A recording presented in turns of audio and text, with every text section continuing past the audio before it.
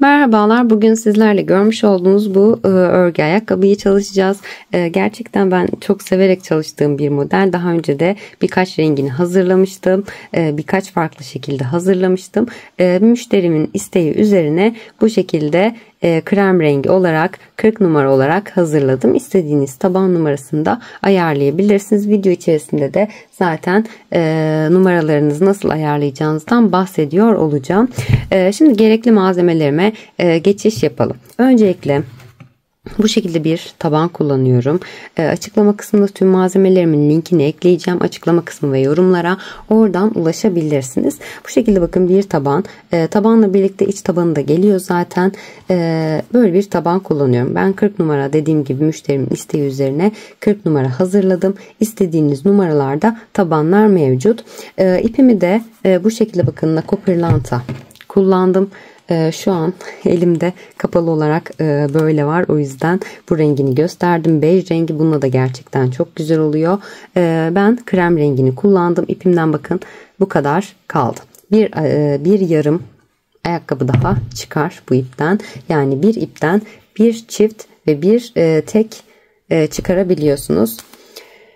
Bu şekilde bunlar dışında Nako Pırlanta dışında hangi ipi kullanabilirsiniz? Onu da eklemek istiyorum. Bakın daha mat bir görüntü istiyorsanız, bu şekilde parlak değil de mat bir görüntü istiyorsanız Alize Cotton Gold'lardan kullanabilirsiniz. Nako'nun kotonları güzel ama biraz daha kalın olduğu için modeli ve ayakkabıyı biraz daha büyük gösteriyor. O yüzden kesinlikle Alize'nin Cotton Gold'unu tavsiye ediyorum. Bunun da örümü oldukça kolay ve incelik olarak Nako Pırlanta'yla hemen hemen bakın aynı örümü de modeli de gayet güzel gösteriyor. Videonun başına zaten bir model ekliyorum. Beyaz modelimi bu şekilde Alize Cotton Gold'la hazırlamıştım. Daha mat bir görüntü elde ediliyor. Bunlar dışında ipim dışında bir adet dediğim gibi yeterli oluyor. Bu kadar kalıyor. İpim dışında kullandığım tığ numaralarıma gelecek olursam 1.70 milimlik tığ kullanıyorum. Bunu taban tığlama kısmında kullanıyorum. Daha ince bir tığınız varsa onunla da kullanabilirsiniz. Ya da 1.90 gibi bir tığınız varsa onunla da kullanabilirsiniz. Tabana rahat girmesi açısından çok ince bir tığ kullanmayın. Çünkü taban sert olduğu için tığınızın ucunu zedeleyebilir. Üst kısmının örümünü yapmak için de 2 milim tığ kullanıyorum. Bunun dışında taban delmek için biz kullanıyorum. Kemer delme aparatları da kullananlar var ama ben kesinlikle bizi öneriyorum. Hem incelik açısından inceliğini, kalınlığını ayarlayabiliyorsunuz. Kemer delme aparatıyla biraz geniş delindiği için daha sonradan kenarlarda tabanda yırtılma, deforme meydana gelebiliyor. O yüzden hem fiyat olarak daha uygun hem de kullanım açısından daha rahat olduğu için ben hep biz kullanıyorum ve bizi tavsiye ediyorum. Malzemelerim de bu şekilde. Hadi ayakkabımızın yapımına başlayalım.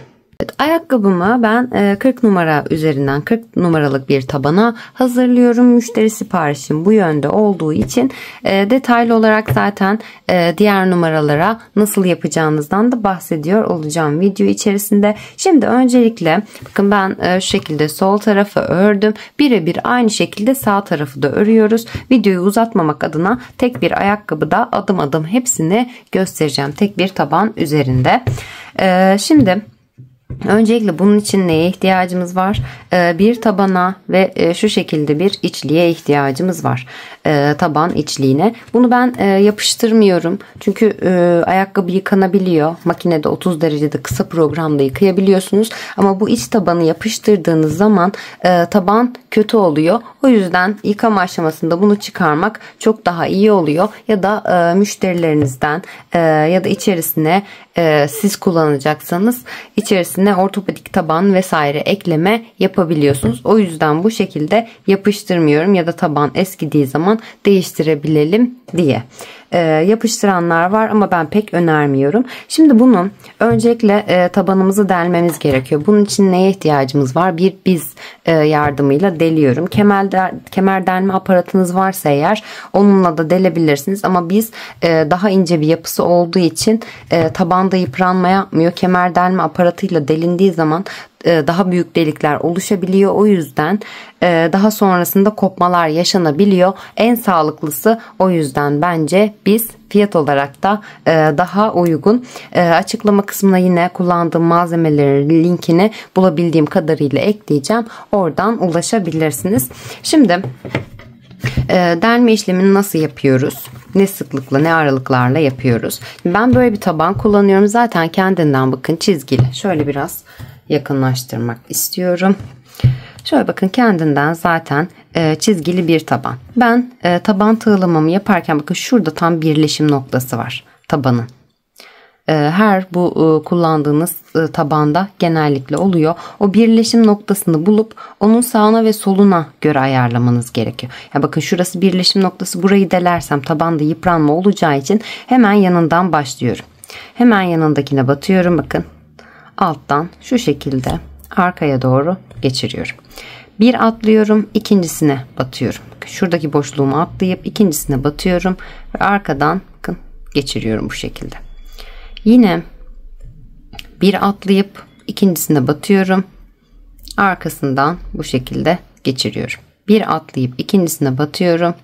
Bu şekilde geçiriyorum. Benim tabanımda dediğim gibi bu şekilde çizgiler var. Siz düz bir taban kullanacaksınız. Birer santim ölçüyle birer santim aralıklar bırakarak tabanınızı delebilirsiniz. Bunda hemen hemen birer santime denk gelmiş oluyor zaten.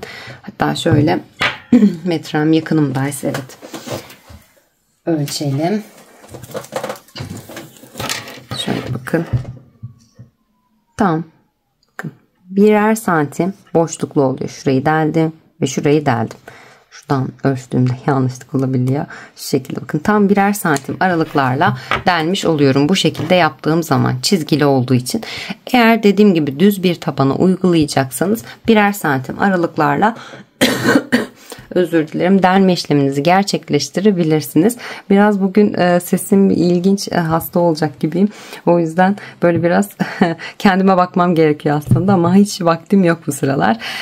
Dediğim gibi bu şekilde bir tane bırakıp bir tane deliyoruz ya da eğer bu şekilde izleriniz belirgin değilse birer santim aralıklarla bu şekilde delme işlemini gerçekleştiriyoruz. Bir boşluk bırakıp diğerine batıyoruz. Deliyoruz. Bir boşluk bırakıp diğerine batıp deliyoruz. Bu şekilde delme işlemimizi bakın şuradan başladık. Tamamlayarak hemen bakın şurası zaten dediğim gibi birleşim yeri. Buraya denk getiriyoruz. Diğerinde de tam şurada birleşim noktası. Hemen sağına ve soluna yapmış oldum. Aynı şekilde delerek tüm etrafını biz yardımıyla delerek tamamlıyoruz. Delme işlemini tamamladıktan sonra artık taban tığlamamıza geçeceğiz. Taban tığlamamızı 1.70 milimlik tığla yapıyorum ben. Daha ince tığınız varsa ya da daha kalın tığınız varsa şu deliklere rahat girebilmesi açısından istediğiniz tığ numarasını tercih edebilirsiniz. Önemli olan şuradaki deliklere, tabanımızdaki deliklere rahat girebilmek. Normal örgümü 2 milim tığla devam ettireceğim ama küçük numara bir tığ kullanıyorum ki daha rahat batabileyim diye. Şimdi ipimi alıyorum. Şu şekilde. Bir tane zincir yapıyorum. Daha sonra tığımdan çıkarıp biraz daha şöyle tam arkadaki delikten başlayacağım. Taban kısmından, arka topuk kısmından başlayacağım.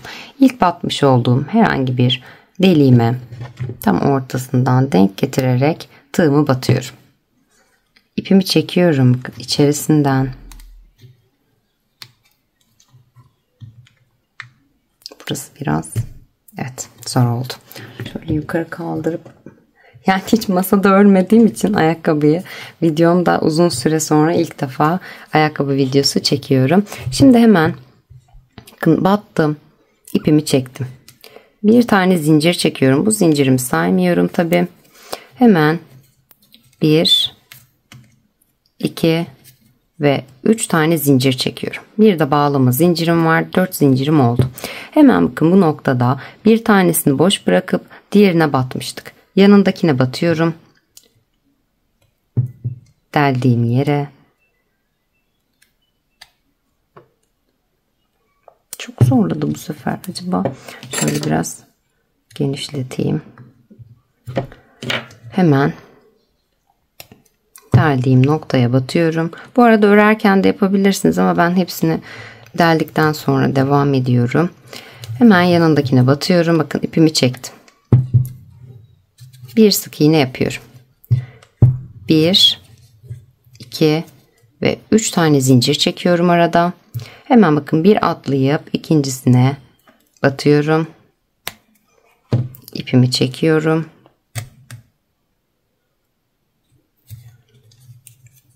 Ve bir zincir bir sık iğne yapıyorum. 1, 2 ve 3 tane zincir çekiyorum. Bir boşluk atlayıp ikincisine batıyorum.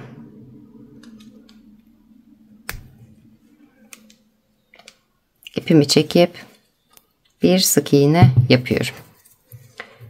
1, 2 ve 3 zincir çekiyorum. Bunu 3 ya da 4 de çekebilirsiniz ya da 2 de çekebilirsiniz. Tamamen elinizin ayarına göre, burayı kasmaması, rahat örebilmemiz açısından bu şekilde 3 tane çekiyorum ben. Hemen bakın bir atlayıp yine ikincisine batıyorum. İpimi çekiyorum. Ve bir sık iğne yapıyorum. 1, 2 ve 3 zincir çekiyorum. Bir boşluk atlayıp ikincisine tığımı batıyorum. İpimi çekip bir sık iğne yapıyorum. 1, 2 ve 3 tane zincir çekiyorum. Bir boşluk atlayıp ikincisine batıyorum. Bir sık iğne yapıyorum. 1, 2 ve 3 zincir çekiyorum. Bir boşluk atlayıp ikincisine batıyorum. Tüm etrafını bu şekilde 3 zincir, bir boşluk atlayıp ikincisine batarak, 3 zincir, bir boşluk atlayıp ikincisine batarak tığlamamı gerçekleştiriyorum. Bu arada şu detayı da vermek istiyorum. Videonun başındayken ben normalde ayakkabılarımı yaparken ikisini aynı anda yürütüyorum. Yani bir sıra tığlama işlemi yaptıysam diğer tabanıma da aynı şekilde bir sıra tığlama işlemi yapıyorum. Daha sonra birkaç sıra sık iğne ördüm diyelim. Burada da aynı şekilde sık iğne örerek devam ediyorum. Çünkü elimizin ayarı bile farklılık gösterebiliyor farklı zamanlarda. O yüzden birebir aynı şekilde yürütürseniz daha sağlıklı bir ayakkabı elde etmiş olursunuz. Aynı şekilde yürüterek devam edin lütfen. Ben video çekmek için, modeli de sizlere gösterebilmek için öncelikle bir tanesini hazırladım. Diğerini birlikte yapacağız. Bir de ayakkabıdaki en büyük, en önemli püf noktamız sıkı örmek. Çünkü ayakkabı ayağa girdiği için daha sonrasında hafif böyle açılma yapıyor. O yüzden sıkı ördüğünüz zaman İlk giyimden sonra ayağın kalıbını alıyor. Yani eğer ördüğünüz size dar geldi diyelim. Bu zaten kalıbı alacağı için herhangi bir sıkıntı yaşamayacaksınız. Önemli olan sıkı örmek ayakkabıda. Bir önemli nokta daha. Bunları da videonun başında detaylı olarak vermek istedim. Daha sonra yine sık sık hatırlatacağım. Şimdi dediğim gibi 3 zincir, bir boşluk atlayıp ikincisine batıyoruz. 3 zincir, bir boşluk atlayıp ikincisine batıyoruz. Yani boşluk derken ben bir tane boşluk atlayıp ikincisini deldiğim için bu şekilde. Yani ikinci deliğime birinci deliğime battım. 3 zincir çektim. İkinci deliğime battım. 3 zincir çektim. Üçüncü deliğime battım. Bu şekilde ilerliyoruz. Eğer tabanınız benimkinden farklıysa kafanız karışmasın. Birer santimlik aralıklarla, boşluklarla yaptıysanız eğer deliklere batarak ilerleyeceğiz. Yani bir atlıyorum dememdeki sebep de bu. Evet, tığlamalarımı yaparak bakın son boşluğumun olduğu yere kadar geldim. 3 tane zincirimi çektim. Buraya da batıyorum. İpimi çekiyorum. Ve bir sık iğne yapıyorum. Şimdi 1, 2 ve 3 zincir çekiyorum. Hemen şuradaki zincirimin ilk yapmış olduğum 3 zincirimin olduğu boşluğa tığımı batıp bir kaydırma yapıyorum. Bir zincir çekiyorum. Kaydırmamı yaptım. Zincirimi çektim. Zincir boşluğumun içerisine bakın yine tığımı batıyorum. Tığımı değiştireceğim tabi. Ben 2 milim tığa geçiyorum. Bir zincirimi çektim. Buradaki zincir boşluğuma tığımı batıyorum. Bir sık iğne yapıyorum. Aynı yere ikinci sık iğnemi yapıyorum. Aynı boşluğumun içerisine üçüncü sık iğnemi yapıyorum. 3 sık iğne yaptım. Hemen yanındaki boşluğuma geçiyorum. 1 ve 2 sık iğne yapıyorum. 3 yaptım, 2 yaptım. Hemen yanındakine geçiyorum. 1 2 ve 3 sık iğne yapıyorum. 3 2 3. Yanındakine geçiyorum. 2 sık iğne yapıyorum. 1 ve 2. Yanındaki bakın zincir boşluğuma 1 2 ve 3 sık iğne yapıyorum. Yanındaki zincir boşluğuma geçiyorum.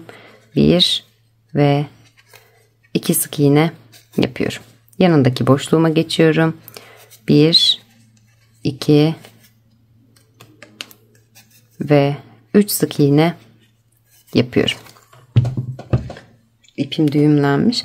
Bu şekilde tüm boşluklarıma birine 3, birine 2, birine 3, birine 2, 3, 2, 3, 2 şeklinde ilerleyerek, şurayı açmaya çalışırken de anlatayım dedim ama ilerleyerek tamamen tüm tabanımı tığlamasını yapıyorum. Buradaki zincir boşluklarıma 3 2 3 2 3 2 şeklinde ilerleyerek tığlamamı yapıp bakın şuradaki son boşluğuma kadar devam ediyorum.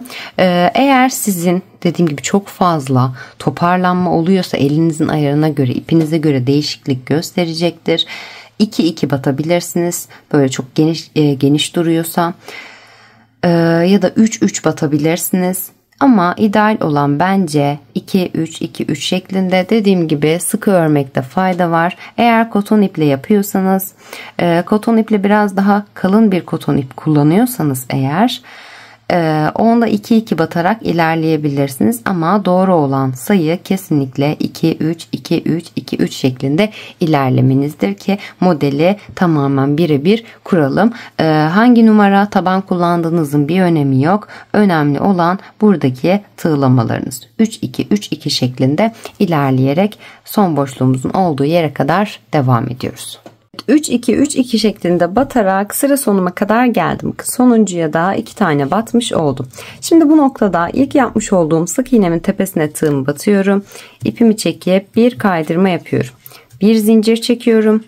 Aynı boşluğumun, aynı sık iğnemin içerisine tığımı batıp bir sık iğne yapıyorum. Yanındakine geçiyorum. Bir sık iğne yapıyorum.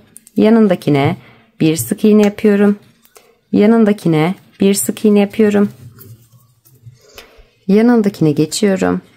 Bir sık iğne yapıyorum. Bu şekilde her bir sık iğneme bu sıramda birer tane sık iğne yaparak sıra sonuma kadar, yine bakın başladığım noktaya kadar sıramı tamamlıyorum. İkinci sıramda da sık iğnelerimi yaparak sıra sonuma kadar geldim. Son yapmış olduğum sık iğnemin üzerine de bir sık iğnemi yaptıktan sonra ilk sık iğnemin tepesine tığımı batıyorum. İpimi çekiyorum ve bir kaydırma yapıp bir zincirimi çekiyorum. İpimi bu noktada kesiyorum. Artık taban tığlamamı bitirmiş oldum ve ortasından başlayarak modelimi kurmaya başlıyorum. Şimdi ortasını ayarlarken şu şekilde düzeltiyorum tabanımı. Şöyle düzeltip tam bakın ortasına şöyle bakarak, içten bakarsanız daha doğru sonuca ulaşırsınız. Ortasını şu şekilde buluyorum. Bakın tam ortasını buldum. Şimdi ortasını buldum. Şöyle ön kısımdan da yine bir kontrol edeyim. Evet. Tam ortadaki sık iğnemi bulduktan sonra bakın 1, şurası ortası, 1, 2, 3 atlayıp dördüncüye tığımı batıyorum. Şimdi bakın önemli olan nokta burada tam ortalayabilmek, yoksa modelimizde kaymalar olabilir. O yüzden tam ortaladığınıza dikkat edin. Şu şekilde ayakkabının burun kısmının tam ortadaki sık iğnesini buluyorsunuz ve yandan bakın şurayı bulmuştuk. Şurası 1, 2, 3 atlayıp dördüncüye tığımı battım. Şimdi bu noktada dıştan öreceğim. bir tane zincir çekiyorum. İpimi buradan geçirip bir zincir çekiyorum. Bakın. Hemen yanındakine batıyorum. Bir sık iğne yapıyorum. Yanındakine 2 3 4 5 6 7 8 tane sık iğnemi oluşturuyorum. Şuradaki ipimi de kesip kaybedeyim. Daha sonradan kesmesi daha zor oluyor. Şimdi bakın bir zincir 8 tane sık iğne yapmış oldum. Şimdi bu noktada 8 sık iğnemi yaptım. Yanındakine batıyorum. İpimi çekip bir kaydırma yapıyorum. Hemen yanındakine batıyorum. Bakın bir kaydırma yaptım. Yanındakine batıyorum. Bir kaydırma daha yapıyorum. 2 tane kaydırma yaptım. 8 tane sık iğnemden sonra başta bir tane zincir çekmiştim. Hemen bakın bu noktada örgümü şu şekilde çeviriyorum tabanıma. Şimdi içten örmeye devam edeceğiz. Bakın ilk yapmış olduğum kaydırmaya batmadan ikincisini atlıyorum. İkinci kaydırmamın olduğu yere tığımı batıyorum. Bakın şu şekilde ipim iç tarafta, şu şekilde arkaya alıyorum. Şöyle tığımın altına alıyorum. Yani şu taraftan geçirmiyorum. İçten geçiriyorum. Buradan ilkine batmıyorum. İlk ilmeğime, ilk kaydırmama, hemen yanındaki ikinci kaydırmama batıyorum. İpimi çekip bir sık iğne yapıyorum. Yanındakine geçiyorum. Bir sık iğne, 2 oldu. Yanındakine 3. Yanındakine 4. 3 4 yanındakine 5 6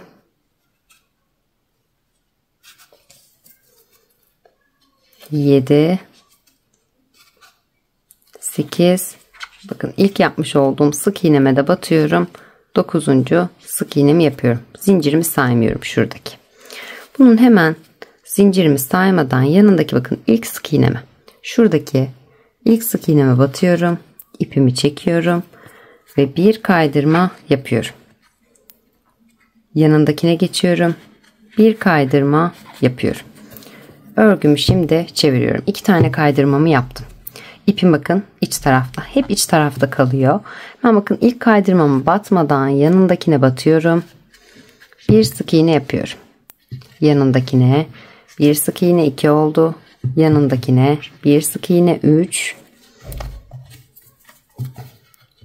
4 5 6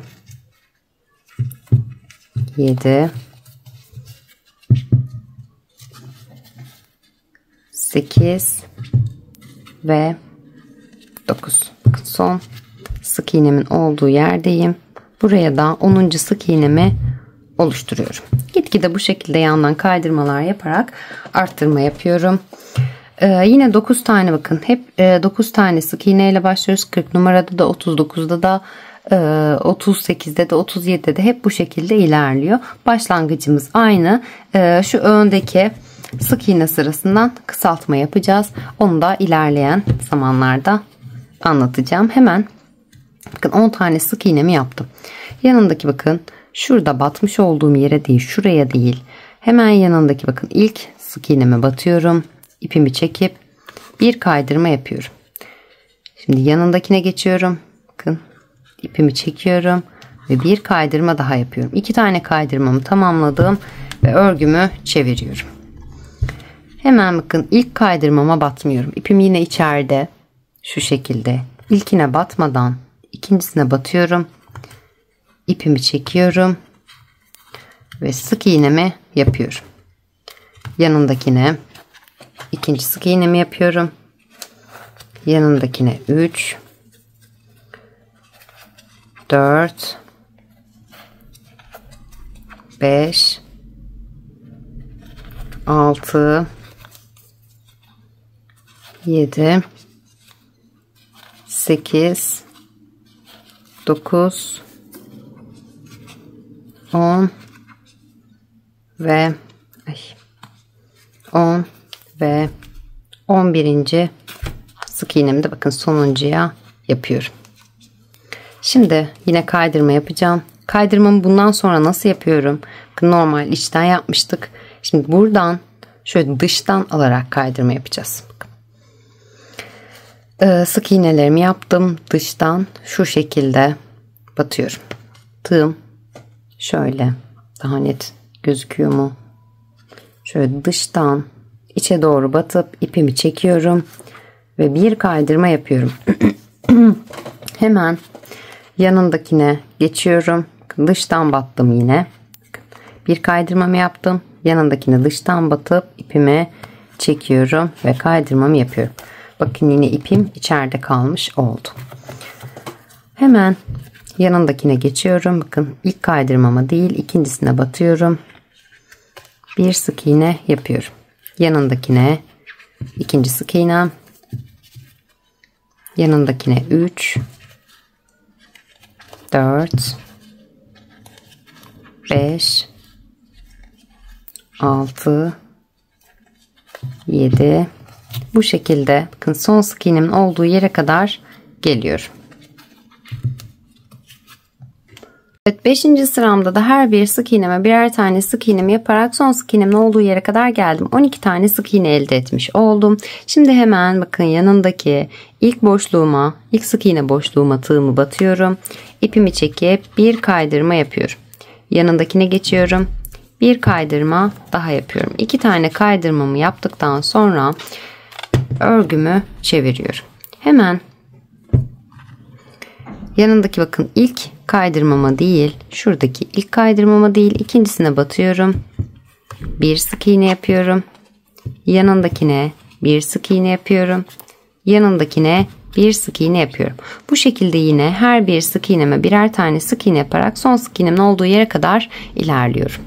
Sık iğnelerimi yaparak 6. sıramın sonuna kadar geldim. Toplamda baştan itibaren 13 tane sık iğne yapmış oldum. Şimdi bu noktada bakın yine 13 son sık iğnemi de yaptıktan sonra yanındaki bakın ilk sık iğnemi dıştan içe doğru tığımı batıp ipimi çekip bir kaydırma yapıyorum. Hemen yanındakine batıyorum yine. İpimi dışa doğru çekip ikinci kaydırmamı yapıyorum. Örgümü çevirip 7. sırama geçişimi yapıyorum.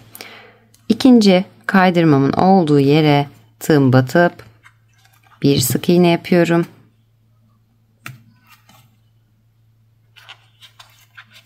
Hemen yanındakine geçiyorum. Bir sık iğne yapıyorum. Yanındakine bir sık iğne yapıyorum. Bu şekilde yine her bir sık iğneme birer tane sık iğne yaparak sıra sonuna kadar ilerliyorum. Sık iğnelerimi yaparak yine köşeme kadar geldim. Bakın 14 tane sık iğne elde etmiş oldum. Yanındaki şuradaki boşluğuma tığımı batıyorum. İpimi çekip kaydırmamı yapıyorum. Bir ve yanındakine batıyorum. İkinci kaydırmamı yapıyorum. Örgümü çeviriyorum. İkinci kaydırmamın olduğu yere bir sık iğne yapıyorum. Yanındakine bir sık iğne yapıyorum. Yine yanındakine geçiyorum. Bir sık iğne yapıyorum. Bu şekilde her bir sık iğneme birer tane sık iğne yaparak sıra sonuna kadar geliyorum. Evet, sıra sonuna kadar geldim. 15 tane sık iğnemi tamamlamış oldum. Şimdi bakın yine aynı işlemi uyguluyorum. Diğer köşemde içten örerken bu şekilde kaydırmamızı yapıyoruz. Dıştan içe doğru tığımı batıp ipimi çekiyorum ve kaydırmamı yapıyorum. Yanındakine batıyorum. Dıştan içe doğru batıp içten dışa doğru ipimi çekiyorum ve ikinci kaydırmamı yapıyorum. 2, 4, 6, 7 ve 8. sıramı da bu şekilde tamamlamış oluyorum. 9. sırama geçiş yapıyorum. Şimdi hemen ikinci kaydırmama tığım batıp bir sık iğne yapıyorum. Yanındakine batıyorum. Bir sık iğne yapıyorum. Yanındakine bir sık iğne yapıyorum. Bu sıramda da yine her bir sık iğneme birer tane sık iğne yapıyorum. Yan tarafa geldiğimde dıştan içe doğru, hep dıştan içe doğru batıyoruz. 2 tane kaydırma yapıp örgümü çeviriyorum. Aynı işlemlere devam ediyorum. Sık iğnemi yapıp köşeme geliyorum. Dıştan içe doğru batıp kaydırmamı yapıyorum. Bu şekilde devam ederek şu anda kaçıncı sıramdayım? 2, 4, 6, 7 ve 8. sıramı tamamladım. 9. sıramdayım. Bunu bu şekilde 2, 4, 6, 8, 10, 12, 14, 15 ve 16. sıramın sonuna kadar devam ettiriyorum. Biraz önce o numaralara göre ön sık iğnelerinden değişiklik olacağını söylemiştim. Karıştırmışım, pardon. Birebir aynı şekilde hangi numarayı yapıyorsanız yapın. Aynı şekilde devam ediyoruz. Çünkü burada model kuracağımız için modelde sıkıntı oluyor. Bu modelde arka kısımdan numara küçültmesi yapıyoruz. Herhangi bir şey yapmanıza gerek yok. Birebir aynı şekilde devam ettireceğiz. Modelimizi 40 numarada da aynı, 36 numarada da aynı, 38'de de aynı. Birebir aynı şekilde devam ettirerek ilerleyeceğiz. Kaç sıra dedim? 2, 4, 6, 8, 10, 12, 14, 15 ve 16. 16. sıramın sonuna kadar bu şekilde yanlardan 2'şer tane kaydırma yaparak her sıramda birer tane arttı, farkındaysanız sık iğne sayım. Her sıramda birer tane sık iğne arttırarak 16. sıramın sonuna kadar bu şekilde devam ediyorum. Aynı işlemleri tekrarlayarak 16. sıramın sonuna kadar gelmiş oldum. Şimdi burada 16. sıramda 23 tane sık iğnem oluşmuş oldu. Hemen model kurulumuna başlayacağız artık şu kısımlara. Buradan 23 sık iğnemi yaptım. Hemen yanındakine bakın. İçten batıyorum. Dışa doğru. Bir sık iğne yapıyorum. Yanındakine batıyorum. İçten yine dışa doğru. İkinci sık iğnemi yapıyorum. Yanındakine batıyorum. Üçüncü sık iğnemi yapıyorum. Bu şekilde 3 tane sık iğnemi oluşturmuş oldum. Şimdi örgümü çevirip 17. sırama geçip model kurulumuna başlıyorum. Bir tane zincir çekiyorum. 3 tane sık iğnemden sonra hemen bakın. İlk sık iğneme değil, ikincisine değil, üçüncüsüne atlıyorum. 3 sık iğne atlayıp dördüncüsüne, yani şuradan gelirken yapmış olduğum 23. sık iğnem, son sık iğnemin olduğu yere tığımı batıp bir ikili trabzan oluşturuyorum. İpimi üzerine dolayıp yanındakine geçiyorum. Bir ikili trabzan yapıyorum.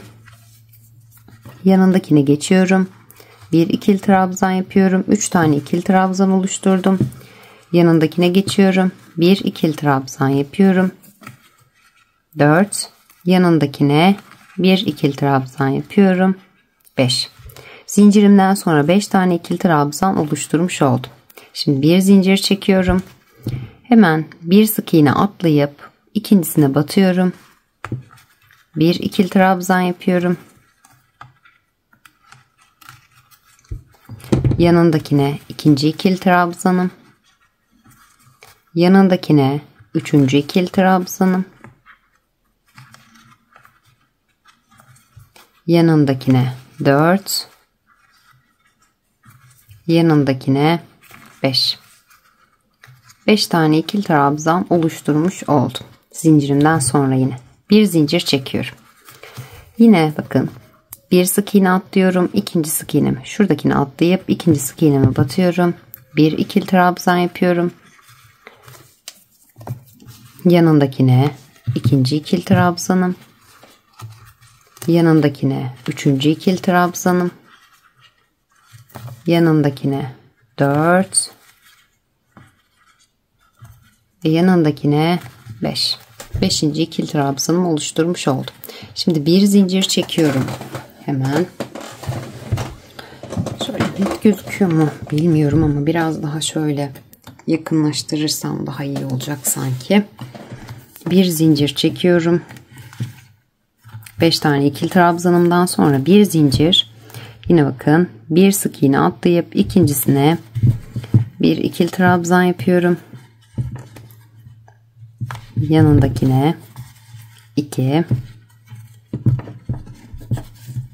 yanındakine 3, 4, bakın son sık iğnemin olduğu yere de 5. ikili trabzanımı oluşturuyorum. 1, 2, 3, 4 tane beşli grup oluşturmuş oldum. Bu noktada bir tane zincir çekiyorum. Hemen yanına geçiyorum. Bakın zincirimi çektim. 5 tane ikili trabzandan sonra ilk sık iğnemi atlayıp ikincisine tığımı batıyorum. İpimi çekip bir sık iğne yapıyorum. Hemen yanındakine geçiyorum. Dıştan içe doğru batıyorum yine. Bir sık iğne yapıyorum. 2 tane sık iğne oluşturmuş oldum. 17. sıramı tamamladım. Örgümü çeviriyorum. İkinci sık iğneme. Şurada 2 tane sık iğne yapmıştık. İlkini atlıyorum. İkincisine bir sık iğne yapıyorum. Hemen yanındaki bakın zincir boşluğuma batıyorum. Bir sık iğne yapıyorum. Yanındaki trabzanımın tepesine bir sık iğne. Trabzanımın tepesine bir sık iğne. Trabzanımın tepesine bir sık iğne. Şimdi trabzanımın tepesine yine bir sık iğne. Yine yanındakine bir sık iğne. Zincir boşluğuma geldim. Buraya da batıyorum. Bir sık iğne. Trabzanlarımın 5 trabzanın her birine birer tane sık iğne.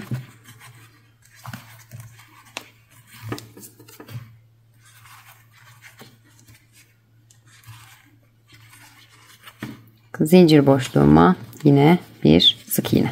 Bu şekilde sıra sonuna kadar sık iğnelerle devam ediyorum. Evet, sık iğnelerimi yaparak bakın köşeme kadar geldim. Son trabzanın tepesine de battım. Şimdi şuradaki zincir boşluğumuzu unutmuyoruz. Onu göstermek için özellikle batmadım. Şimdi buraya da bir sık iğne yapıyorum. Bu şekilde bakın sıramı sık iğnelerimi tamamlamış oldum. Köşeme geldim. Buraya yine bakın ilkine bir sık iğne yapıyorum. Hemen yanındakine geçiyorum. Bir sık iğne 2, yanındakine bir sık iğne 3. Şimdi örgümü çeviriyorum. Model kısmıma geçişimi yapacağım şimdi. 17, 18 ve 19. sıramın başındayım. Şimdi burada 3 tane sık iğnemi yaptıktan sonra bir tane zincirimi çekiyorum. İpimi üzerine dolayıp trabzanlarıma başlayacağım şimdi. Bir sık iğne atlıyorum. Dibindeki ilk sık iğnemi atlıyorum. İkincisini atlıyorum ve üçüncü şuradaki tam köşedeki üçüncü sık iğnemin tepesine tığımı batıp bir ikili trabzan yapıyorum. Bir zincir, bir ikili trabzan yaptım. Şimdi bir zincir daha çekiyorum. Bu sefer ipime 2 kere doluyorum. Zincirimi çektim. Bir zincir, bir ikili trabzan, bir zincir yaptım. 2 kez doladım. Şimdi şurada yapmış olduğumuz 5 tane ikili trabzanın 1, 2, 3.'süne bakın. Şu şekilde arkasından dolayarak ipimi çekiyorum. Tığımda şu an 4 tane ilmeğim oluştu. İkisini birlikte, ikisini birlikte ve ikisini birlikte alarak üçlü trabzan oluşturuyorum. Zincirimden sonra yaptım bu işlemi. Şimdi bakın arada 1 ve 2 tane sık iğne atlıyorum. Şurada arada 2 tane sık iğne atlıyorum. Şöyle örgümün arka kısmından batarak üçüncüsüne 2 tane sık iğnemi atladım. Üçüncüsüne batıyorum. Bir ikili trabzan yapıyorum. Şuradaki 2 tane sık iğne boşluğunu şöyle net bir şekilde göstereyim.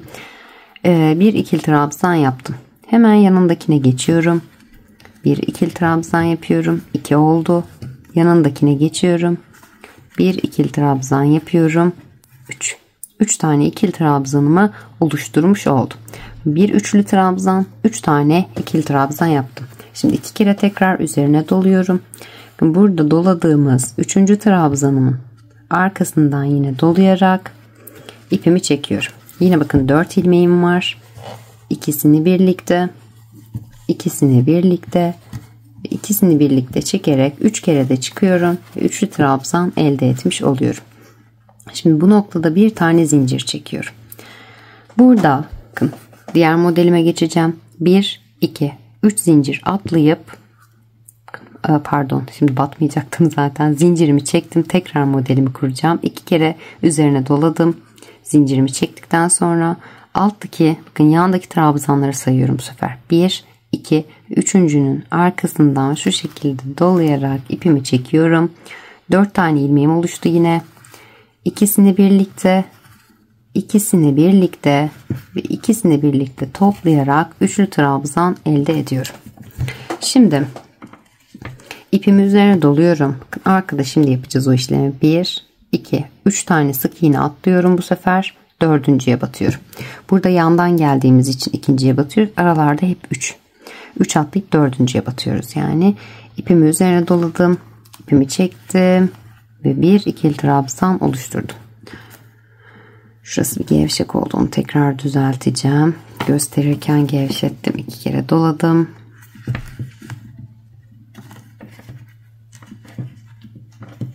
Evet. Şimdi dediğim gibi üçlü trabzanımı yaptım. 1, 2 ve 3 tane atladım. 1, 2, 3 atladım. Dördüncüye bir ikili trabzan yapıyorum. Hemen yanındakine ikinci ikili trabzanım. Yanındakine üçüncü ikili trabzanımı oluşturdum. 3 tane ikili trabzan yapmış oldum üçlü trabzanımdan sonra. Yine 2 kez doluyorum. Burada üçüncünün yine arkasından batarak aynı yere bir üçlü trabzan daha, şu ayakkabıyı çekeceğim artık şu tarafa. Üçlü trabzan daha yapıyorum. Şimdi bu noktada yine bir zincir çekiyorum ve 2 kez doluyorum. Yandaki modelime geçiyorum. 5 tane trabzanımın üçüncüsüne batıyorum. Yine bakın arkasından şu şekilde ipimi çekiyorum. İkisini birlikte ve ikisini birlikte alıyorum. İpimi üzerine doluyorum. Bakın arada yine 1, 2, 3 tane bırakıp dördüncüye batıp ikili trabzanımı oluşturuyorum. 1, 2 ve 3. Yan yana 3 tane ikili trabzanımı oluşturdum. Şimdi tekrar 2 kez doluyorum. Aynı yere tekrar batıp ikisini birlikte ve ikisini birlikte alıyorum. Bakın. V'lerim oluşmaya başladı bu şekilde. Hemen bir zincir çekiyorum. 2 kere doluyorum yine. Yandaki modelime geçeceğim. 1, 2, üçüncüye batıyorum. İkisini birlikte ve ikisini birlikte çekiyorum. 1, 2, 3 sık iğne atlıyorum. Doğru mu saydım? 1, 2, 3 sık iğne atlayıp dördüncüye bir ikili trabzan yapıyorum. Bakın şu zaten ikinci trabzanın tepesine denk gelmiş oluyor. Oradan da hesaplayabilirsiniz ama saymanızda her zaman fayda var. Yanındakine yine ikili trabzan yapıyorum. Yanındakine yine ikili trabzan yapıyorum. 3 tane ikili trabzan elde etmiş oldum üçlü trabzanımdan sonra.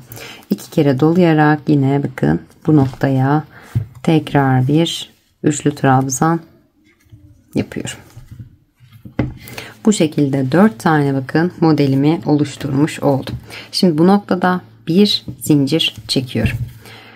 Burada başta ne yapmıştık? 2 tane atlamıştık. Burada da yine 2 tane atlayacağız. 1, 2 atladım ve üçüncüye bir ikili trabzan yapıyorum. Şimdi bu noktada bir tane zincirimi çekiyorum. Hemen zincirimi çektim.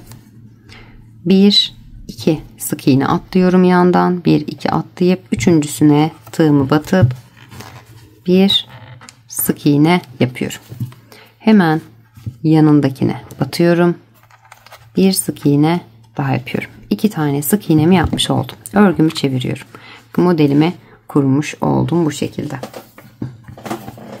2 sık iğnemi yaptım ve döndüm. İlkine atlıyorum. İkincisine bir sık iğne. Aradaki zincir boşluğuma bir sık iğne. Trabzanımın tepesine bir sık iğne. Zincir boşluğuna bir sık iğne. Üçlü trabzanın tepesine bir sık iğne. Trabzan tepesine bir sık iğne. Trabzan tepesine bir sık iğne. Üçlü trabzanın tepesine de bir sık iğne. Zincir boşluğuma bir sık iğne. Bu şekilde yine her bir boşluğuma, her bir trabzanıma, zincir boşluğuma birer tane sık iğne yaparak sıra sonuna kadar geliyorum. Evet, sık iğnelerimi yaparak sıra sonuna kadar geldim. Şimdi burada yine bakın, bir zincir, bir trabzan, bir zincir yapmıştım başta. Burayı unutmamak için tekrar bakın, zincir boşluğuma batıyorum. Trabzanıma batıyorum. Ve son zincir boşluğum çok kenarda kaldığı için tekrar hatırlatma yapmak istedim. Burayı kesinlikle atlamıyoruz arkadaşlar. Buraya da batıyorum. Ve bir sık iğne de buraya yapıyorum. Şimdi hemen yanındaki bakın yan kısımlara geçiyorum. İlk sık iğneme bir sık iğne, yanındakine 2 ve yanındakine 3. 3 tane sık iğnemi yaptım ve örgümü çevirdim. Yine trabzan sıramdayım. Önden giderken trabzan, iç taraftan giderken sık iğne sırasıyla devam ediyoruz. Şimdi burada yine bir tane zincir çekiyorum. Bir sık iğne atlıyorum, ikinciye atlıyorum ve üçüncü sık iğnemin şurada, üçüncü sık iğnemin tepesine tığım batıp bir ikili trabzan yapıyorum. Yanındakine geçiyorum. İkinci ikili trabzanım ve yanındakine geçiyorum. Üçüncü ikili trabzanımı oluşturuyorum. Başta bir zincir, 3 tane ikili trabzan oluşturdum. Bir zincir çekiyorum. Bir sık iğne atlayıp ikincisine bir ikili trabzan yapıyorum. Yanındakilere birer tane ikili trabzan yaparak 5 tane ikili trabzan oluşturuyorum yine modelimi kurmak için. 3 4 ve 5. Yine bir zincir atlıyorum. 5 tane ikili trabzanımı yaptıktan sonra bir zincir yaptım. Bir sık iğne atlayıp ikincisine batıyorum. 5 tane ikili trabzan yapıyorum yan yana. 3 4 ve 5. Bir zincir çekiyorum ve yanındakine geçiyorum. Bakın bir sık iğne atlayıp ikincisine batıyorum. Bir ikili trabzan yapıyorum. Bu şekilde yine yan yana 5 tane ikili trabzan oluşturuyorum. Yani her modelimin üzerine yine 5'er tane ikili trabzan oluşturarak aralarda birer tane zincir çekerek, bakın 5'li gruptan şu 3'ü saymadan 1, 2, 3 ve 4 tane oluşturup geliyorum. Evet, 5 tane ikili trabzanımı oluşturduğum 4 adet dörtlü gruptan oluşmuş oldu. Başta da 3 tane yapmıştım. Şimdi 5 tane son olarak ikili trabzanımı oluşturduktan sonra bir tane zincir çekiyorum. Bakın bir sık iğne atlayıp ikincisine tığımı batıyorum. Bir ikili trabzan yapıyorum. Yanındakine ikinci ikili trabzanımı yapıyorum. Yanındakine üçüncü ikili trabzanımı yapıyorum.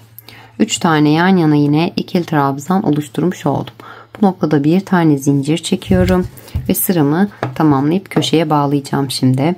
1 2 tane sık iğne atlıyorum. 2 mi? Doğru mu yapıyorum? Bir saniye. Sayıları birebir olsun diye diğeriyle ayarlıyorum. 3 atlıyorum bu sefer.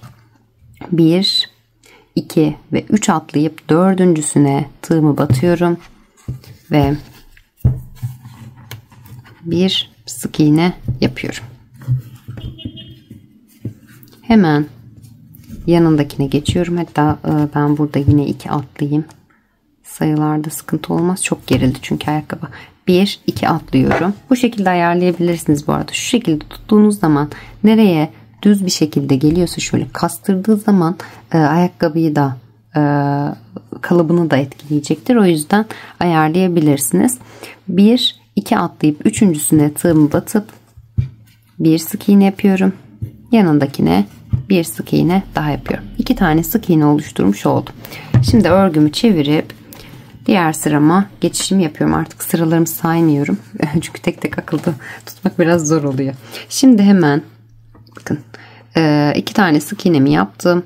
İkinci sık iğneme tığımı batıyorum. Bir sık iğne yapıyorum. Zincir boşluğuma geliyorum. Ay çıkma. birinci zincir boşluğuma geliyorum. Hemen yanındakine bir sık iğne yapıyorum. 3 tane trabzanımın tepesine sık iğnemi yapıyorum. İç taraftan örerken ne demiştim? Hep sık iğnelerle devam ediyorum. Bu şekilde zincir boşluğuma trabzanlarımın tepesine birer tane sık iğne yaparak, bakın köşedeki şurada 3 trabzanımdan sonraki zincir boşluğumu da unutmadan her birine birer tane sık iğne yaparak sıra sonuna kadar ilerliyorum. Sık iğnelerimi yaparak sıra sonuna kadar geldim. Şimdi köşemde yine ilk sık iğneme batıyorum. Bir sık iğne yapıyorum. Yanındakine 2, yanındakine 3. Üçüncü sık iğnemi oluşturmuş oldum. Şimdi bir tane zincir çekiyorum. Hemen model kurulumuna başlayacağım. 2 kere doladım tığıma. Hemen bakın ilk trabzanıma, şurada 3 tane yapmıştık ya, bunun ilkine tığımı batıyorum. İpimi çekip ikisini birlikte ve ikisini birlikte toplayarak üçlü trabzan elde ediyorum. Şimdi hemen bakın şuradan itibaren bir sayayım. 1, 2 ve 3. Evet. Şuradan itibaren saydığımda yanda 1, 2 atlayıp üçüncüsüne, arkadan 1, 2 atlayıp üçüncüsüne tığımı batıp bir ikili trabzan yapıyorum. Yanındakine geçiyorum. İkinci ikili trabzanı yapıyorum. Yanındakine üçüncü ikili trabzanımı yapıyorum. Modelimi kurmaya başladım. 2 kere dolayıp yine bakın ilk trabzanıma arkadan şu şekilde alarak ikisini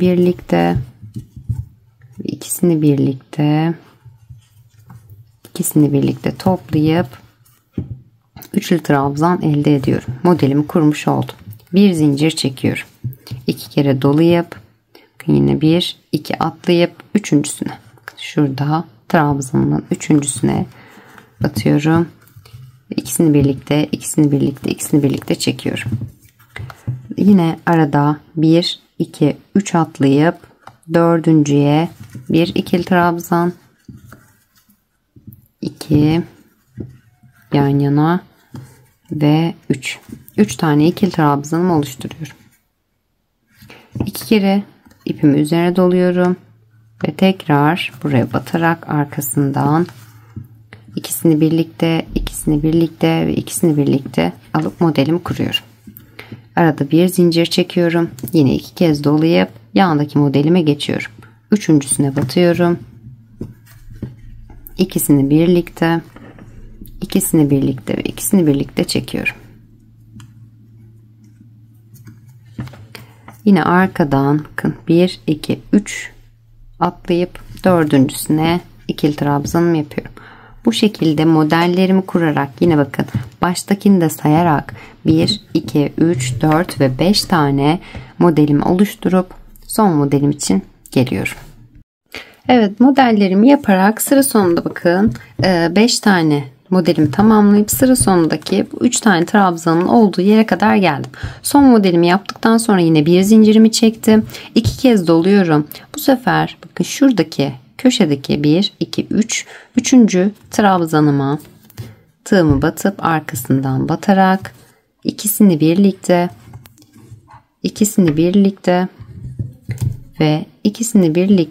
alıyorum. Çok tersime geldi masadan yaparken. Hemen tekrar yapacağım şöyle.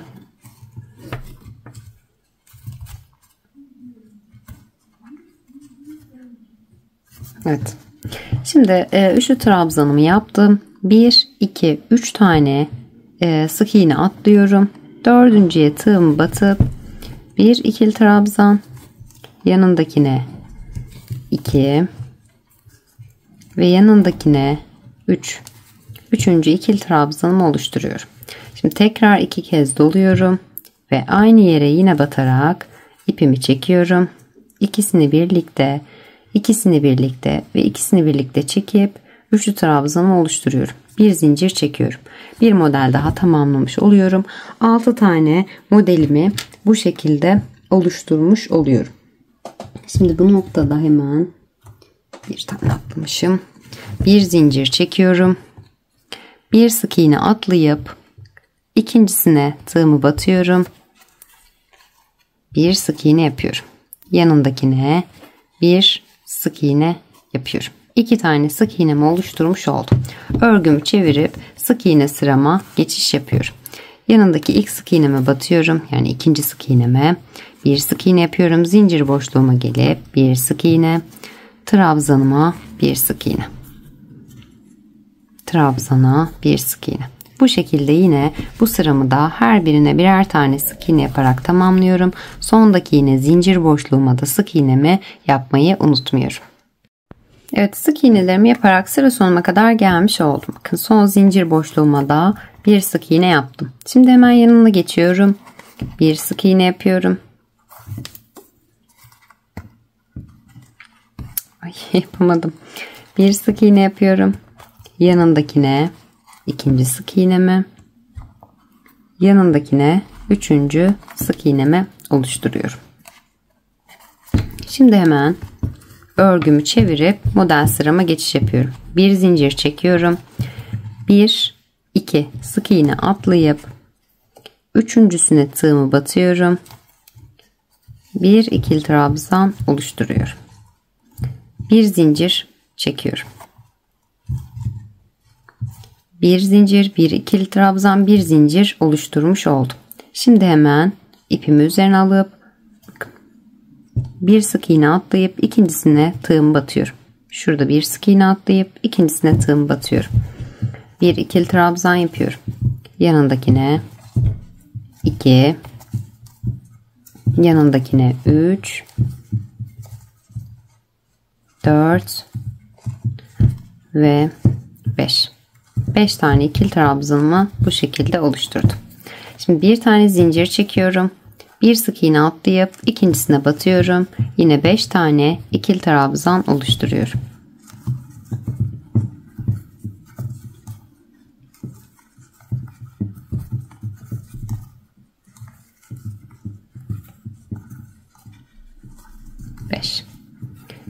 Bir zincir çekiyorum ve bir sık iğne atlayıp ikincisine batıyorum. 5 tane ikili trabzan oluşturuyorum.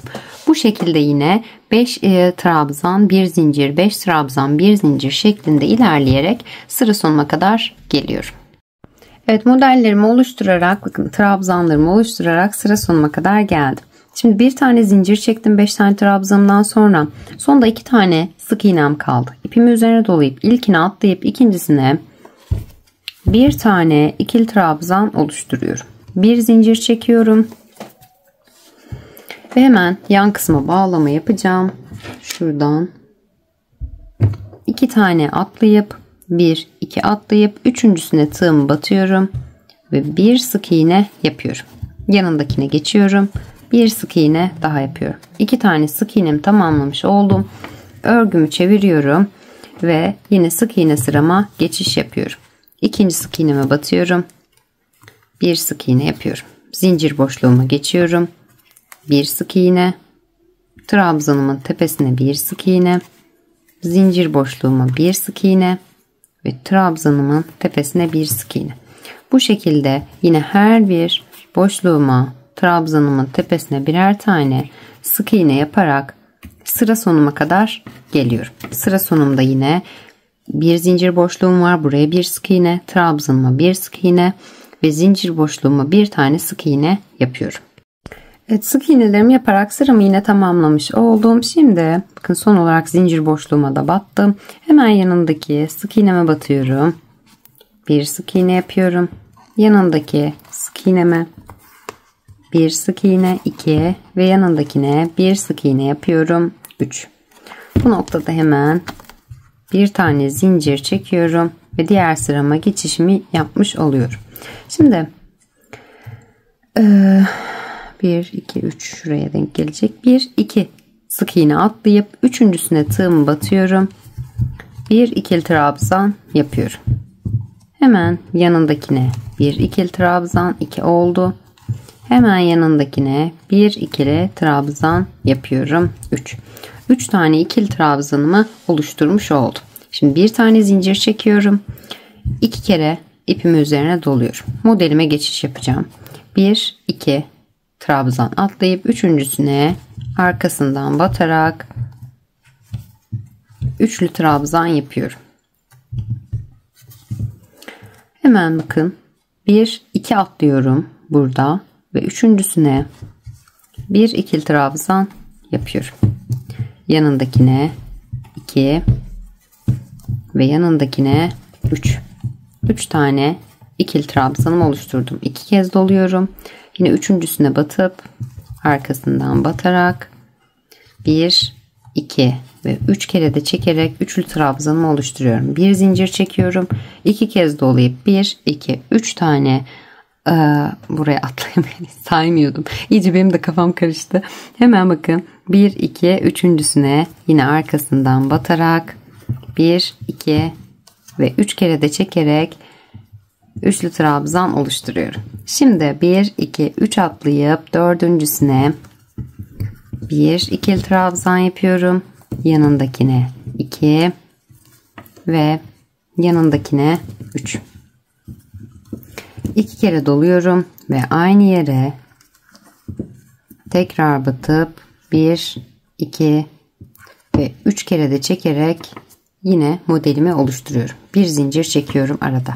2 kere doluyorum ve hemen yanındaki bakın trabzanlarımın üçüncüsüne batarak modelimi yine oluşturuyorum.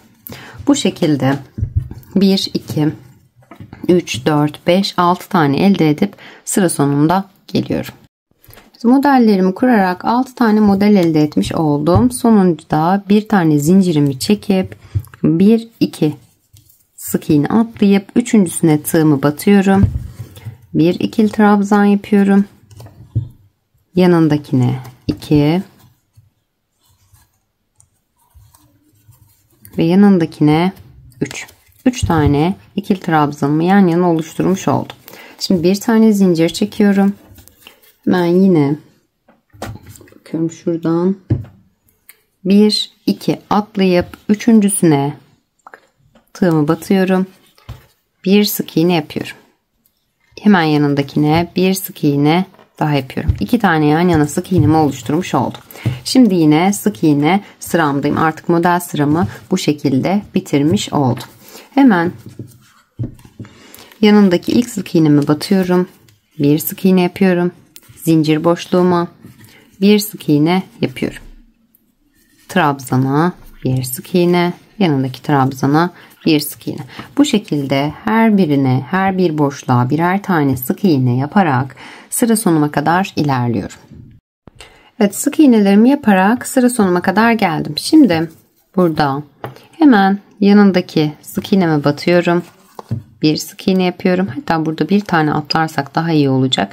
Bir sık iğne atlayıp ikincisine tığımı batıyorum. Bir sık iğne yapıyorum. Hemen yanındakine geçiyorum. Bir sık iğne daha yapıyorum. Bu şekilde sık iğnemi tamamladıktan sonra örgümü çeviriyorum.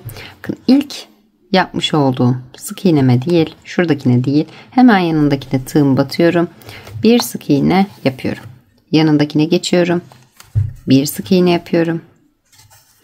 Yanındakine bir sık iğne yapıyorum. Bu sıramda her bir sık iğneme birer tane sık iğne yaparak burada yine sıra sonuna kadar devam ediyorum. Evet, sık iğnelerimi yaparak sıra sonuna kadar geldim. Şimdi artık buradan arka topuk kısmını hazırlamaya başlayacağız. Şimdi 36, 37 ve 38 numaralarda, hatta 36 ve 37'de daha ağırlıklı olacaktır. Arka kısmı biraz daha kısa kalmış olabilir. Şuradaki boşluklardan kaynaklı. Arkaya doğru gittiğimiz için sık iğne sayılarımız da net olduğu için. Şuradaki kısım kısaldıysa hiç problem değil. Zaten ayak kendisi küçük olduğu için bu arka kısmının kısa olması gayet normal. Yani mesela burada değil de atıyorum şurada bitmiş olabilir. Şurada bitmiş olabilir. Şu kadar bayağı kısa oluyor aslında ama şuralara falan denk gelmiş olacaktır. 36-37 numaralarda. Onu hiç problem yapmayın. Şimdi arka kısmı örerken şöyle arttırmalar yapıyoruz. Bakın taban kısmı zaten dar oluyor. Yukarıya doğru ilerlerken arttırmalarla devam ettiği için bu ayakkabı bu formu almış oluyor. 36 numarada bu ayak kısalığı nasıl oluyor? Şu şekilde bakın. Şu arka kısmı yokmuş gibi. Yani şu kadar bile kalmış olsa şuradan arttırmalarla devam ettiğimiz için tabanın kalıbı da kendi numarasına uygun bir kalıp olduğu için otomatik olarak şekli alıyor zaten.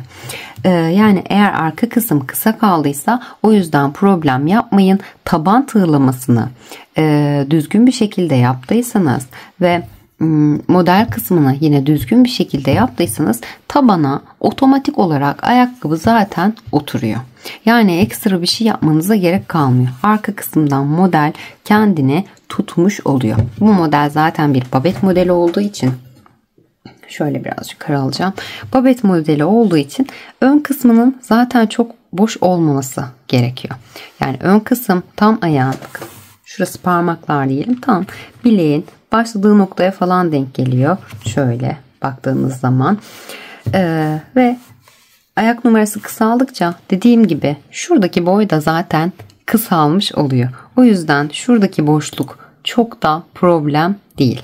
Eğer buradan farklı olduysa ki numaranız farklıysa buradaki ölçüyle tabii ki farklı olması gerekiyor. Çünkü tabanımız daha küçük bir taban olduğu için en büyük numarayla yapmamın aslında en iyi avantajı da bu oldu. En büyüğünü bu şekilde görmüş olursunuz. Küçükleri aynı şekilde devam ediyor. Şimdi dediğim gibi bu sıramı tamamladım. Ön kısmını tamamladım. Benim arkamda bu kadar bir boşluğum kaldı. Sizinkinde daha kısa kalmış olabilir. Bu şekilde her birine sık iğnelerle devam edeceğiz. Git gel yapacağız. Şöyle. Bakın. Şu şekilde devam ederek ilerleyeceğiz. Şimdi sık iğnemi yaptım. Son sık iğnemin olduğu yere. Hemen bu noktada bakın dibinde batmış olduğum yer var ya, şurası. Buraya da batıyorum. Yine bir arttırma yapacağım buradan. Hemen buraya bir sık iğne yapıyorum. Yanındakine geçiyorum. Bir sık iğne yapıyorum. Yanındakine bir sık iğne yapıyorum. Yanındakine bir sık iğne yapıyorum. Bu şekilde her bir sık iğnemin üzerine birer tane sık iğne yaparak burada köşeme kadar devam ediyorum. Evet, sık iğnelerimi yaparak bakın sıra sonuna kadar geldim.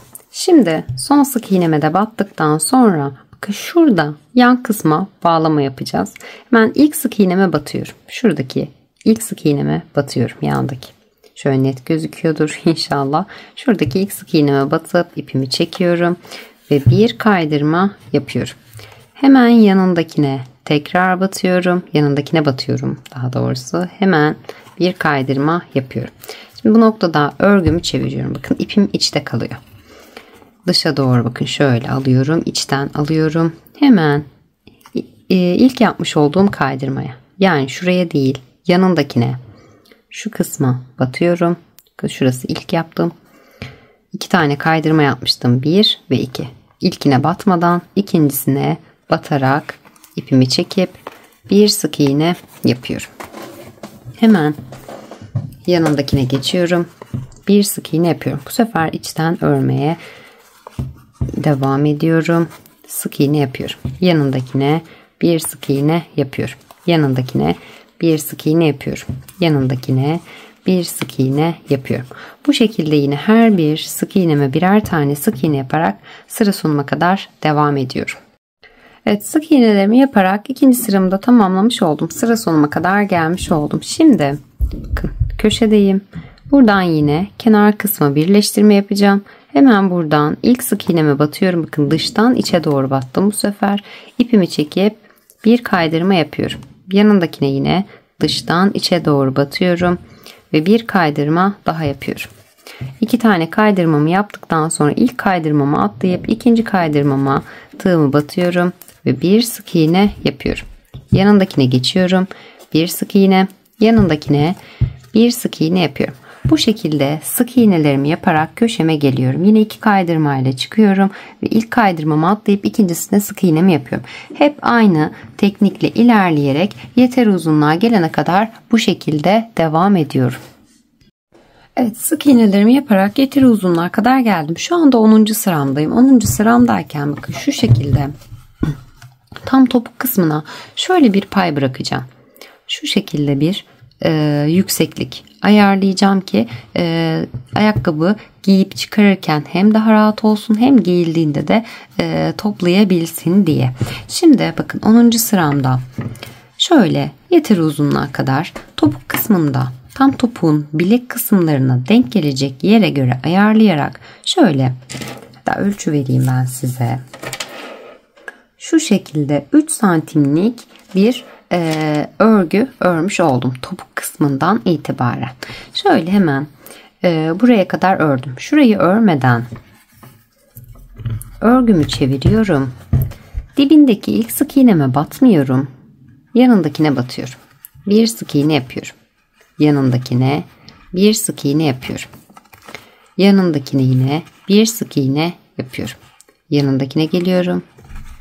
Bir sık iğne yapıyorum. Bu şekilde her bir sık iğneme birer tane sık iğne yaparak tam bunun karşı hizasına denk gelecek yere kadar devam ediyorum. Evet, sık iğnelerimi yaparak bakın karşı hizasına denk gelecek şekilde ayarladım. Bakın hemen şöyle dümdüz geçişim oluyor. Şu şekilde ayarlıyorum ben. Bu noktada yine bir tane zincir çekiyorum. Pardon, zincir çekmeden ipimi biraz uzun tutarak örgümü çeviriyorum. Dibindeki ilk sık iğneme değil ikinci sık iğneme batıp bir sık iğne yapıyorum. Yanındakine geçiyorum. Bir sık iğne. Yanındakine bir sık iğne yapıyorum. Bu şekilde yine her bir sık iğneme birer tane sık iğne yaparak buradaki son sık iğnemin olduğu yere kadar ilerliyorum. Evet, sık iğnelerimi yaparak bakın son sık iğnemin olduğu yere kadar geldim. Buraya da bir sık iğne yapıyorum. Aynı yere tekrar batıyorum ve bir sık iğne daha yapıyorum. Şimdi hemen bakın şuradaki boşluğuma, şurada iki sık iğnemin arasındaki şuraya batıyorum. Bakın. Bir sık iğne yapıyorum. Şuradaki tam birleşim noktasına şuradaki sık iğneyi atlayıp yanındaki sık iğneme batıyorum. Bir sık iğne yapıyorum. Hemen yanındakine geçiyorum. Bir sık iğne yapıyorum.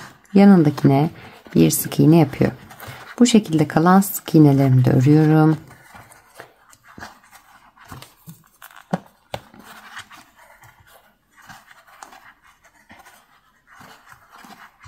Evet, son sık iğnemin olduğu yere de bir sık iğne yaptım.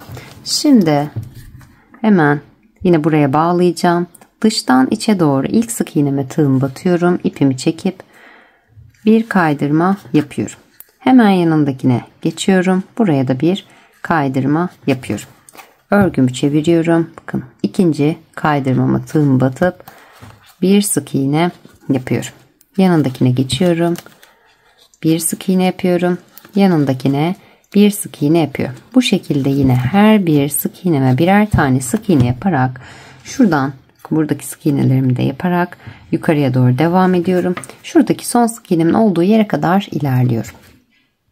Evet, sık iğnelerimi yaparak bakın son sık iğnemin olduğu yere de geldim. Buraya yine bir son sık iğneme zor battım bu sefer.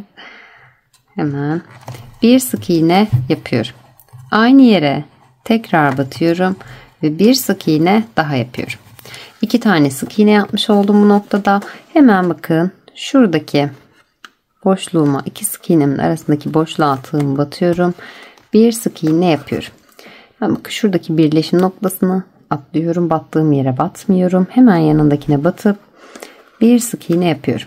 Yanındakine geçiyorum. Bir sık iğne yapıyorum. Yanındakine yine bir sık iğne. Yanındakine bir sık iğne. Bu şekilde her bir sık iğneme yine birer tane sık iğne yapıyorum.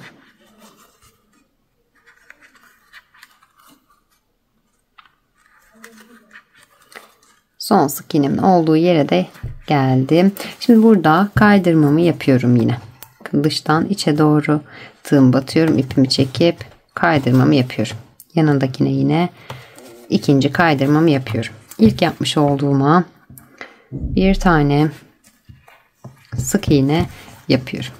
Hemen yanındakine geçiyorum. Bir sık iğne yapıyorum. Yanındakine geçiyorum. Bir sık iğne yapıyorum. Artık bundan sonrası alt kısımda olduğu gibi dönüşlerde bağlamamı yaparak, sık iğnelerimi yaparak sıra sonuma geliyorum. Burada yine birleştirmemi yapıp tekrar dönüyorum. Bu şekilde yeteri uzunluğa gelene kadar devam ediyorum. Evet, sık iğnelerimi yaparak yeteri uzunluğa kadar geldim. Toplamda kaç sıra ördüm? 2, 4, 6, 8, 10, 12, 13 ve 14 sıra tamamlamış oldum. Şimdi bakın 14. sıramı bitirdim ve bu şekilde sıra sonuna kadar gelmiş oldum. Şimdi artık tığlamalarıma başlayacağım. Ters sık iğne tekniğiyle bakın şu şekilde geriye doğru ilerleyerek devam edeceğiz. Şimdi hemen tekrar bir yanındaki ilk sık iğneme, şuradaki sık iğneme tığımı batıyorum. Dıştan içe doğru batıyorum. İçten dışa doğru ipimi alıp kaydırmamı yapıyorum. Bu noktada bir tane zincir çekiyorum. Hemen dibindeki değil, yanındaki ilk sık iğneme şu şekilde tersten batıyorum. İpimi çekiyorum ve bir sık iğne yapıyorum. Ters sık iğne tekniğiyle devam edeceğim. Şöyle hemen şu biraz daha yakınlaştırayım. Şöyle.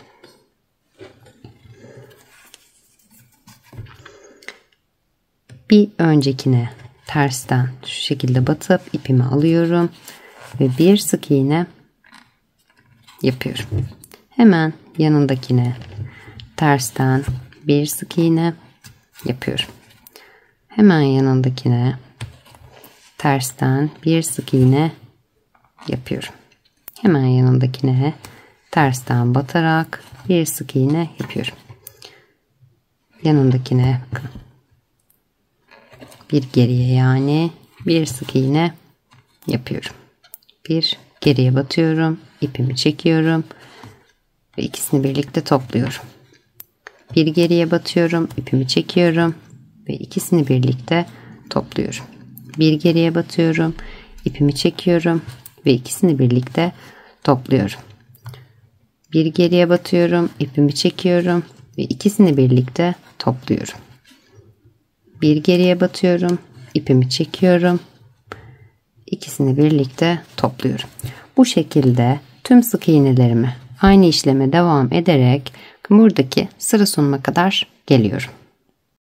Evet, ters sık iğnelerimi yaparak bakın sıra sonuna kadar geldim. Sondaki son sık iğnemi bıraktım. Şurada hemen bakın buradan şu üst kısma başlayacağız. Üstteki ilk sık iğneme batıyorum. Yine tersten devam ediyorum. Bir sık iğne yapıyorum. Buradan genişleme olmaması adına bir tane atlayıp bir tane batıyorum. Bir atlayıp ikinciye batıyorum. Bu şekilde devam edeceğim. Hemen bakın bir sık iğne atlıyorum. Yanındaki ikinci sık iğneme batıyorum. İpimi çekip ters sık iğnemi yapıyorum. Bir sık iğne atlıyorum. İkincisine batıyorum. İpimi çekip bir sık iğne yapıyorum. Bir atlayıp ikincisine batıyorum. İpimi çekip bir sık iğne yapıyorum. Bir atlayıp ikincisine batıyorum. İpimi çekip sık iğnemi yapıyorum.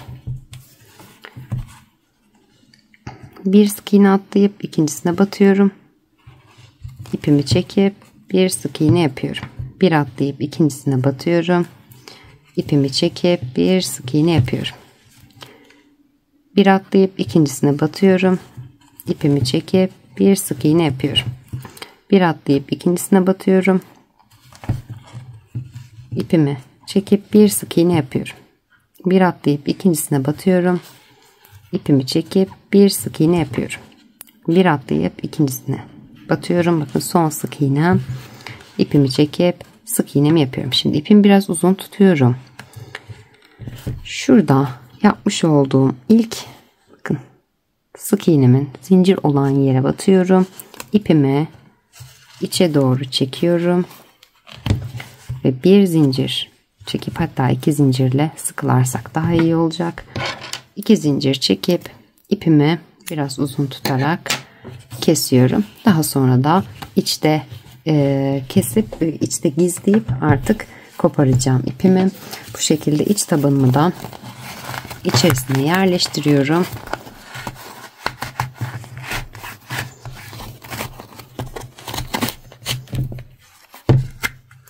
ayakkabım hazırlanmış oluyor.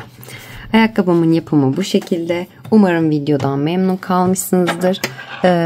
Yaptığınız modelleri Instagram üzerinden bana göndermeyi unutmayın. Hepinize kolaylıklar diliyorum.